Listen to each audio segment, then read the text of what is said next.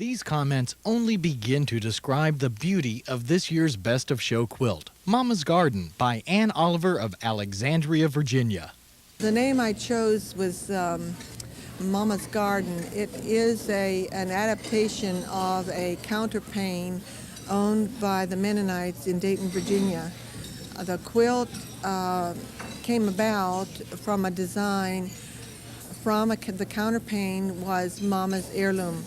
And it's an old quilt that the Mennonites decided to draft into a quilt pattern. They simplified the counterpane designs, enlarged them, and I had seen the original, and it was quite ornate.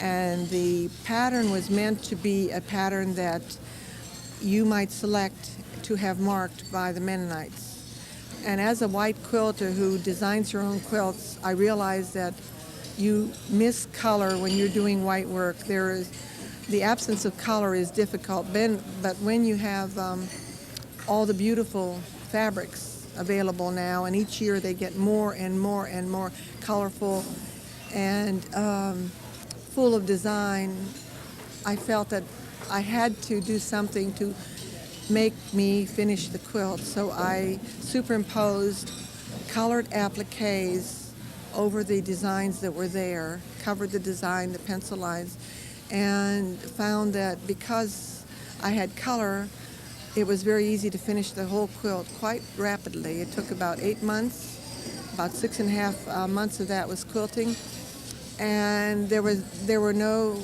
gaps, really. It was very easy to finish because I still had my white on white. I had my applique, so I got the best of both worlds. It was a nice way to finish the quilt. And honored that the quilt is going to be in the museum. I couldn't find a better home. Absolutely not a better home. It's as though my child is gone from me, but it's found its home. And I can say goodbye tomorrow, or I will leave to my Sunday morning, and I have said goodbye. And with a few tears, but thrilled to pieces that it's here. And I will come visit. Anne has this advice for all quilters. To finish at all costs, regardless of whether anyone tells you your quilt is good or bad. Finish simply because each time you do a quilt, you will be more experienced. And putting in a show will give you a little bit more prestige, a little bit more self-esteem.